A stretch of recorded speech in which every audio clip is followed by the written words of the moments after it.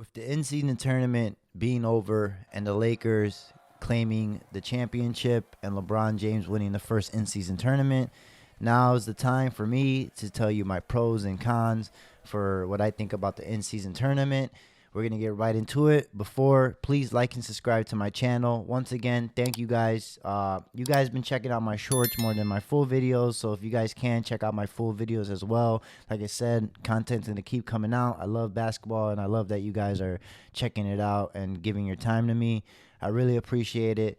Other than that, let's start with the pros and cons. Just real quick, before I give you my pros and cons, my quick thoughts is I enjoyed this in-season tournament. I'm a fan of it. I actually liked it a lot. I think it works. So if it sounds like I'm being biased or if it sounds like I'm bashing, I'm not. You guys now know if there's another season where they will have the in-season tournament, I'm all for it. Other than that, I'm going to start with the pros first, and then we'll go with the cons.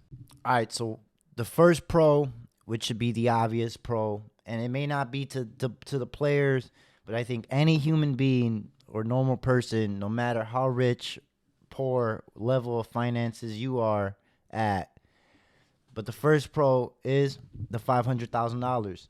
At the end of the day, it is $500,000. It may not mean a lot to people like, even though he won it, LeBron James or superstars that have $200 million contracts, $80 million, $100 million contracts.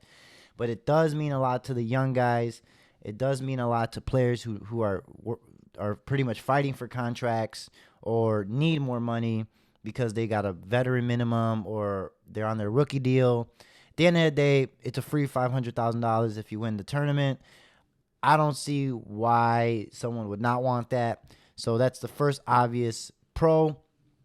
Now, you can't, would they make it $1 million next season?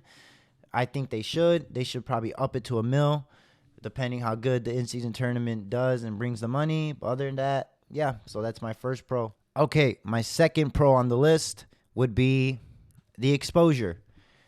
At the end of the day, these are national televised games with the in-season tournament. So rather if the players care or not, the whole world's going to see them on nationalized televised TV. So it's up to them whether if they play hard or not. The games I've been seeing, though, they've been playing hard because they know they're on national televised TV. So that's a big plus, especially, once again, for the young players. A perfect example, like Tyrese Halliburton. You see what happened when he made it to the finals. Look at all the exposure and all the people that got to see how good he really is. Now he has the league on notice. The Pacers as well put the league on notice with the exposure. And every year it can happen again with another team, another young team, because it may not mean a lot, once again, to like older players or some certain players, but it could mean a lot to people like LeBron James who want to add to his accolades, and it can add to like younger players who want to show and prove that we're the real deal in this league, and this tournament can show a little bit of that. Once again, not to repeat, but I am national televised game. Watch it for one day. That's the only game on because it was on Saturday, the only basketball game you were able to watch, and they're in Vegas.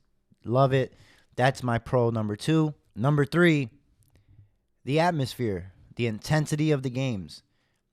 Out of all the games, and I've seen most of the in-season tournament games, they felt like playoff atmosphere. Not to the fullest, but very close. And they were competitive basketball games. A lot of close games. It showed that a lot of players did really care. And maybe they did it. Maybe it was just the hype of the promotions and then just people, paying to go see in-season tournaments, the courts, the color of the courts, just the way the NBA set it up. Doesn't matter. I felt like the players were really playing hard. I seen that some of the players, especially the Lakers, for example, were playing hard in the in-season tournament. I enjoyed the atmosphere, the fans, myself. I felt the intensity of the game. I love it. That's why I was a fan of the in-season tournament. So if you can bring playoff basketball in early months of December, that's a W for the NBA. It felt like the Christmas Day when you had like certain games on. That's how the in-season tournament felt. Although I prefer the Christmas Day because, it is Christmas games. I love watching basketball on Christmas.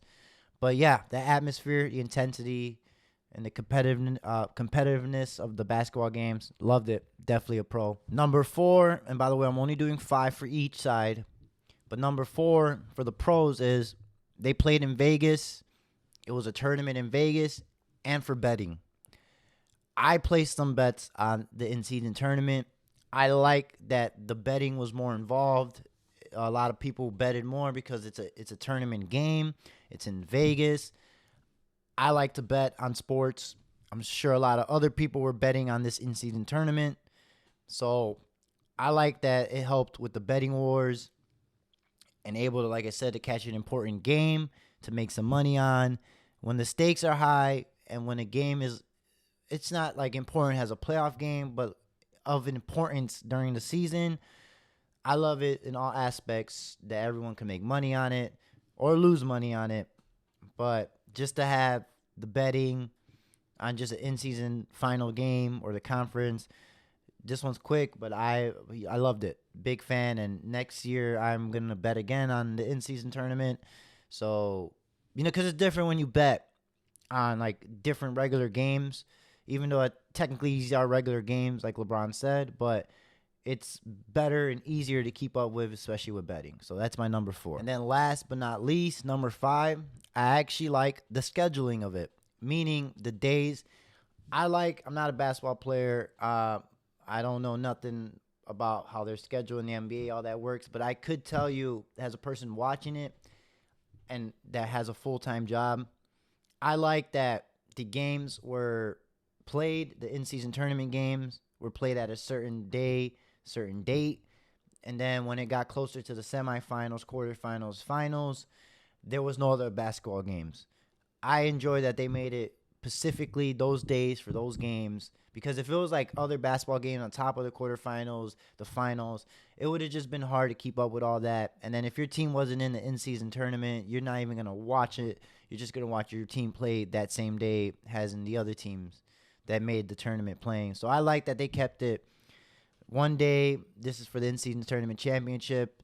The other day was for the quarterfinals and the semis. They got to keep doing it like that. I'm pretty sure as player-wise, because like I said, I ain't no player or nothing like that. I'm pretty sure they enjoyed the breaks for the teams that weren't in the tournament, or even that got to 2 days off, couple days off, and didn't have to play. For example, they played on Thursday and didn't have to play till like Monday because of the tournament. I'm sure they enjoyed that, especially if you're injured or if you just needed to catch your breath or recover. So that scheduling, as far as the dates and how they had that set up, I'm a fan of it. That should wrap up my pros. Now it's time to go to the bad side, which will be the cons. So let's hit it to the cons. All right, thank you guys. If you guys keep watching, please like and subscribe. Now let's go to the cons. Con number 1, the courts. A lot of players were complaining about slipping on the court, how the courts were unsafe, and how the NBA has stated that they have not really tested out the courts. They more just put them out there for the players to just play on. I don't think that's a good look at the end of the day. The players need to be safe on the court. The court, like I said, a lot of players were slipping and sliding, and I even seen some games where a lot of players were slipping and sliding, but like crazy slipping and sliding, not like your regular. And this might be my personal opinion, or it could be depending on what TV you have, but I also think certain colors of the courts were just too bright on my TV or laptop or wherever you're watching it on. Like I said, that's probably just me and me being colorblind or whatever. But I was fine when the courts were like a dark blue, a gray, even like a baby bluish. But when we had, like, for example, I'm a Bulls fan, that bright red or that bright yellow or that bright ass blue, my eyes just couldn't get used to it. Over time, they did get a little better. But like I said, depending on your TV and your brightness and how it looks, like my eyes were hurting sometimes. It took me a while to find out where the basketball was, especially for the red court. And when the Bulls had like red jerseys with on top of that. Like I said, the gray and the black ones, I actually love those. They do give you NBA 2K vibes. But like I said, those yellow courts, those red courts, just way too bright in my opinion. Next time, just do the blacks, do the dark colors, or stick to the regular hardwood floors. Just don't do that yellow, Pacer yellow, or any type of yellow like that. It's just way too bright for my eyes and probably others. So that's my con number one. So let's go to number two. Okay, so my second con is the timing of those semifinal, quarterfinal games.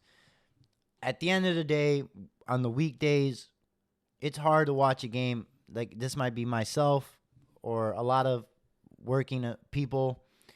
But when you have a game that's in the West Coast, because it's 4:30 for the West would be like 6:30, and then 6:30 game would be like a 7:30, 8:30 game for the West. But for people like myself that are on the Midwest or the East Coast has to watch that game. For example, the Milwaukee and Pacers game at 3:30, when majority of people are pretty much working or get out of work and have to be stuck in traffic, and then the Lakers game comes on. Or in the Midwest, when you're watching it at 4 o'clock, when you're getting off of work and there's traffic. So they got to fix that. I don't think there should be on a Tuesday or a Thursday a 4:30 and a 6:30 game, especially if you're trying to make it a very big game, an important game, like a playoff type game, which the in-season tournament was trying to replicate. You just can't do that. You need to have it on the weekend, back to the 7:30s, or if it's on a Saturday, Sunday, then you could do the 4 o'clock. But then you're competing with football, and I don't know if you want to do that. You got to fix that timing. Like I said, the dates were fine, but the timing of those games were bad. I'm not watching no 4 o'clock game on the weekday or a 6 o'clock game. I just can't. I'm working. Eventually, I hope I don't have to work and I could catch all these games. But it's just hard for a lot of people. The NBA was just looking out for the West Coast people, which I understand, but they were not looking out for the Midwest or the East Coast that were working during the day and not able to catch those games. That could just be me, though. You guys let me know in the comments how you feel about that one. But yeah, just fix those timings for those games and we'll be all good. That's my number 2 con. Let's go to number 3. Now, number 3 may just bother me only, or actually NBA players or a couple. But that trophy and that ceremony, I don't think you need all that. At the end of the day, it's not an NBA Finals. You don't need to celebrate, be on the podium, and do all like the finals presentation. That was kind of weird for me. It is the first tournament of NBA history, so maybe they'll tone it down later and later. And it's kind of ironic too that since it's the Lakers that won, that they're forced to raise their banner for the in-season tournament. Correct me if I'm wrong, but I don't even think Lakers raise banners for conference championships or division championships. They only do it for finals and big accolades like that. So to force a franchise like that to just put a in-season tournament, at the end of the day, it is a regular game. It's meaningful to an extent, but not like that. I'm not a fan of the trophies, the banner raising, and that whole ceremony of, like I said, having it be like the finals. They got to fix that, tone it down, get rid of that, do what they got to do, but definitely not a fan of that. That's my con number 3. Okay, con number 4, I just think they should have stuck to the regular jerseys, the classic NBA jerseys, the jerseys they wear every night.